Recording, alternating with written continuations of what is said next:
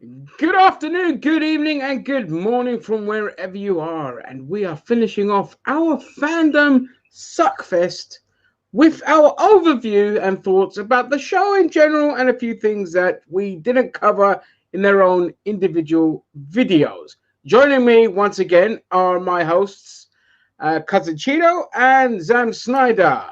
Yeah. Good morning after. Oh, sorry. I thought we were all hosting. Sorry. You suck, asshole. Okay, Zan's just dreaming of shoving wieners in his mouth, so let's just crack on with it. So overall, it was a heck of a spectacle. A lot of filler, a lot of boring segments, some fun segments, and I'm just going to quickly talk about what stood out for me outside of the rest of the stuff that we've already covered. One of those was, of course, the audio book version of the Sandman novels. What a cast! I knew about it before the stream anyway, but just hearing them talk about it in DC Fandom was fantastic. I'm really looking forward to that. And also, it was nice to find out that Sandman is actually going to be a series on Netflix. So, yay! Can't wait. Would have preferred if it was a period piece set in the late 80s, like in the comics, but it's Sandman coming into the modern era. But never mind. Still looking forward to it. Yeah, the audio book was the only other main thing that stood out for me. That, and of course, Chris Daltrey with a Deadpool statue while singing, but he had it covered in a Batman mask. That was one of the biggest highlights of the whole show. It was a nice little touch. And the fact that they didn't just move it out the way, they just kept it there anyway and just stuck a bat mask over it. Loved it. Yeah, those are my initial thoughts. Let's move on to Zam. Anything you want to add on your overview? Things that stuck out? It would have been smarter if he fucking put like a Green Lantern outfit over him, and that would have been a much more cleverer touch over that Deadpool statue. What stood out for me the most was the art. Some of the artwork was fucking fantastic. You know, all this fan art bringing in of various characters. You know, there was even a Michael B. Jordan looking Superman, looked fantastic. I was blown away. I love good pop art. You know, modern day pop art. And you can really see the heart and soul in a lot of the images that were portrayed by the fans who were giving in all their work. And that was one of my favorite parts, as well as some of the insight of characters. Like there was one segment where they talked about the Joker being the greatest villain of all time. And then they did this insight, and then you had people who played the Joker like Mark Hamill and Joaquin Phoenix, and even Jack Nicholson from a segment many years ago spoke about it, how he loved playing that character and how the character had evolved from Cesar Romero's days into a real anarchist today and stuff like that. So seeing those sort of stories and in-depth analysis on these sort of characters were really interesting. So those are some of the bits I liked. The singing section, I'll tell you what else I didn't like. All the fucking singing. It reminded me of those stupid segments you get in WrestleMania where you got Kid Rock or some other fucking idiot singing and shit. I don't want to hear this shit. I want to see content. You know what I mean? I got you. You know what I mean? I got you fucking singing and stuff. I can't stand any of that shit. So, but when it came to some of the filler I liked, some of the filler I didn't. Some of the debates were okay. Some of them weren't. That's pretty much it. All right, Cheeto. I mean, I liked a lot of the. I mean, I like Dragon Ball, so you know, sometimes filler can be hit or miss. There were, I mean, like the filler content with the mystery Batman Beyond 3000, whatever you called it, JJ. You had a better name for it. That stuff was, I would watch hours of that. I would see the Batman Beyond Mystery Science Theater 3000. That's what them watching the 60s show was just amazing. And then there was another segment where they were just talking about, you know, wearing a mask during the pandemic and why their masks are bad and his mask is the best, even though he has a hole that he's talking through in his mask.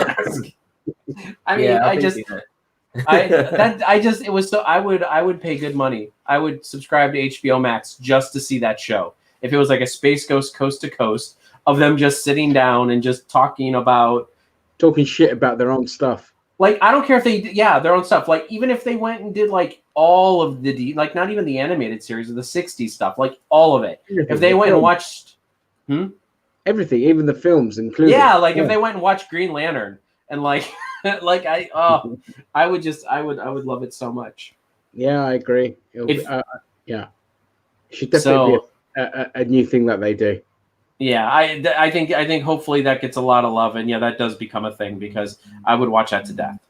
That clay animation was good as well. Oh, the Aardman animation. Oh yeah.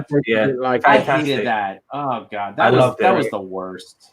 It was a throwback to Comforts. I know. No, I know all that, but it's just like the little kids and all. I just was like, oh god.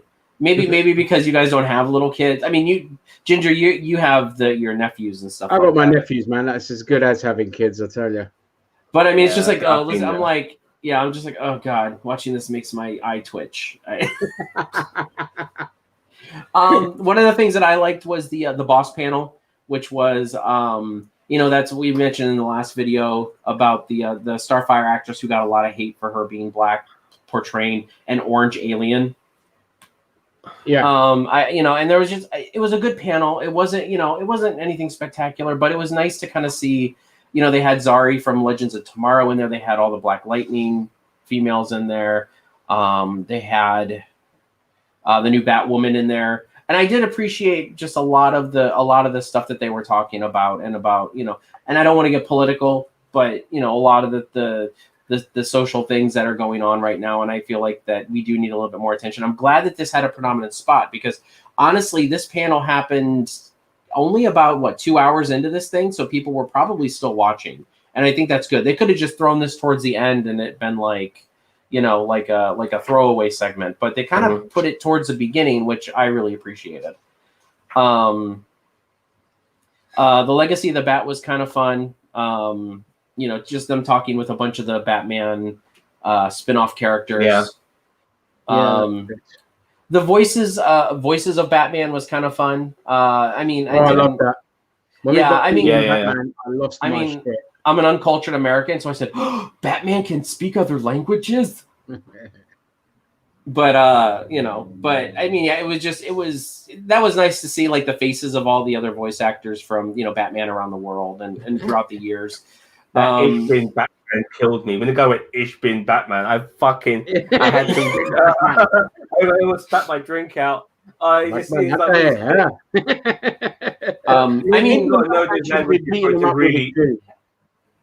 have to know those languages to really work. I mean, like sorry, Rupert. I'll get back to you. No, you're fine. Go ahead, jump in. When it came to like the Asian dialects and stuff, and even that, I wasn't buying it. I really wasn't buying it. I understood exactly what they were saying. I wasn't buying it. Maybe I have to see it in the animation and watch some animations in Gujarati and stuff like that to maybe really get the gist of it. But it just felt a bit weird. Mara naam Bruce Wayne here. What the fuck, man?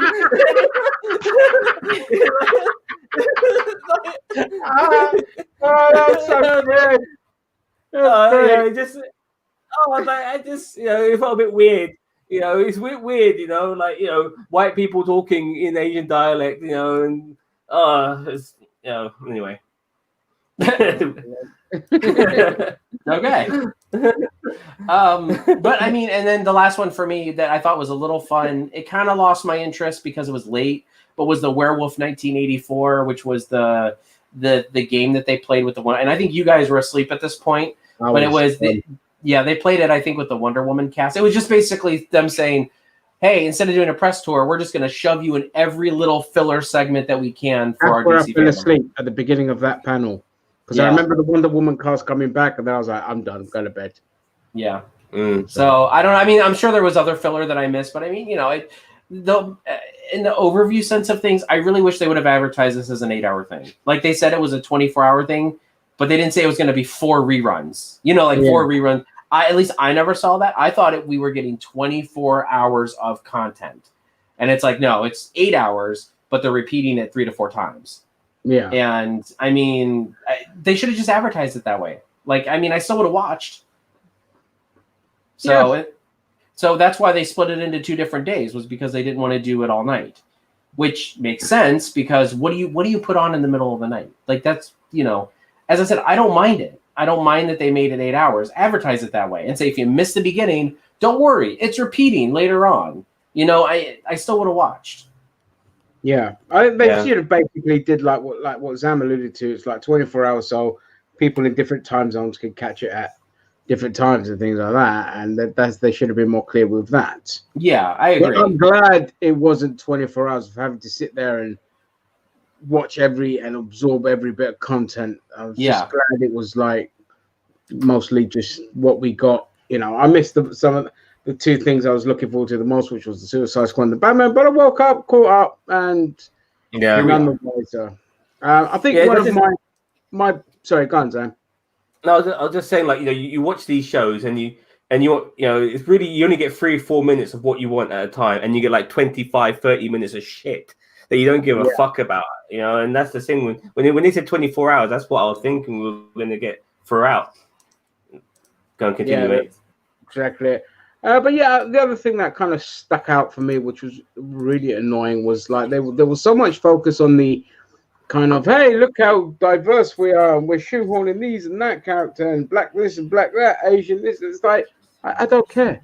If they're talented, you hire them. Jim Lee's the motherfucking boss of DC, for fuck's sake, because he's super talented. Well, what the hell do we care about all the other stuff? Just, I want DC stuff. That's it. The woman who plays, what's her name? From Teen Titans, the black woman, talking about her experiences. That's important. Yeah. Starfire. That's important. But talking about the behind the scenes stuff, after you just sacked a load of people trying to bang on about how diverse, that's not really relevant to everything else. I want to talk about properties and, you know, what's in the pipeline, what your experience is working on this kind of stuff.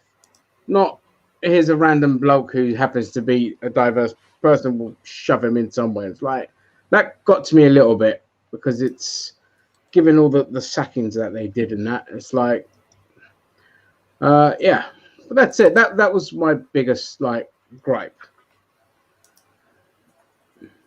Okay, that's it. I think that's it. We won. We did it. We made it. We did it. We made it. We did. I do want another one, by the way. What? What is the next show on the horizon? I mean, DC Fandom is come and gone. What's next? Dude, that wasn't enough? Well, look, we've had the PlayStation reveal. We've had Ubisoft. We've had another one, which I'm sure I've forgotten about. You know, there must be something else. What's next? I think the only thing that's next is possibly just the New York Toy Fair or Comic Con that's coming up in October. Oh, Comic Con, yeah. They show a lot of shit. That's it. But E3 got cancelled, didn't it? Yeah, E3 is just irrelevant anyway. We got to see everything that we would have seen at E3 on YouTube. So it's so done, isn't it? It's so sad. You know, E3 was it, and now like every year, you know, we don't need you. We can do it ourselves. Like, fuck you. No, we don't need you. E3 was in trouble anyway. It was dwindling. So, quick question for you guys, and then we'll jump out of here. Do we want a fandom next year? Yeah. No. Diversity. I want a fandom, but don't take the piss. It would have. This is the stuff they would have been showing at San Diego Comic Con, and I like that they keep it to Comic Con, because one of my dreams is to eventually go to fucking Comic Con. And I don't want everything to be taken out of Comic Con and shoved straight online exclusively, if you know what I mean, in this kind of scenario. If there's still a virus next year, which there's a possibility there will be in America, yes, I'm all for it. I feel like you're throwing shade. But Comic Con is probably going down the same route as E3 then, in that sense, you know, like, once again, everyone feels that they can do their own shit. You know, the formula is not too difficult, and now people are able to watch at home and they can save money from fucking doing in convention centers. This might be the way forward. We really are seeing possibly the future. You're not wrong. You're not wrong. That's the sad part of it. Yeah. Yeah. You can edit these bits out, by the way, Chio. This bit doesn't need to be in. It's just dumb filler. I'm keeping it. Well, I mean, Fandom had filler, so we're keeping our filler. All right, yeah, we'll keep our random nonsensical filler as well. Fuck it. If DC could do it, why can't we? There was a couple of Marvel shots fired. What's his name? James Gunn, I think, did one, and one of the other creators of the DC Marvel multiverse basically said that we are able to have variations when it comes to creating our characters. We don't have to have them like this. We can have them like this. Well, but that's what we DC's can have one storyline going this way. Yeah, which was good. But then they were firing shots at Marvel by saying it doesn't all have to be in one universe, and that was the shot fired, in my opinion, at Marvel. And a nice one. I was kind of surprised. Marvel actively got rid of their multiverse, which was fucking stupid. But they've ruined everything at Marvel Comics. Absolutely ruined everything. Well, the one thing it'll be interesting going forward is like the one thing DC does that Marvel's not doing anymore is secret identity, and it'll be interesting to see how they go with that in the future with their future products, because it's harder nowadays, and Marvel have proved that it's harder nowadays to keep your identity a secret. And someone like Bruce Wayne, as clever and talented as he is, he would be found out as being Batman without a doubt in today's world. Clark Kent, for fuck's sake, everyone would know he was Superman. You know what I mean? He's working in a fucking. Marvel was never big on secret identities, like on a lot of characters. Spider-Man, yes. I think Iron Man. Spider-Man. Yes. Even Captain America, like he wore a mask. People didn't know. No, but they knew it was Steve Rogers because it was a big symbol for everyone, so they knew it was Steve Rogers. Yeah, I guess. All the others they knew. Hank Pym they knew. Wasp they knew. Yeah. The only one you could argue for is maybe Donald Blake and Thor, but I'm glad they fucking ditched Donald Blake. I always hated the fact that a human being had the power of another character. Yeah. But that was stupid. Right, that's it. I'm done. I need to eat. Okay then, guys. All right, everyone. Me too. Yep, DC Fandom. We are out.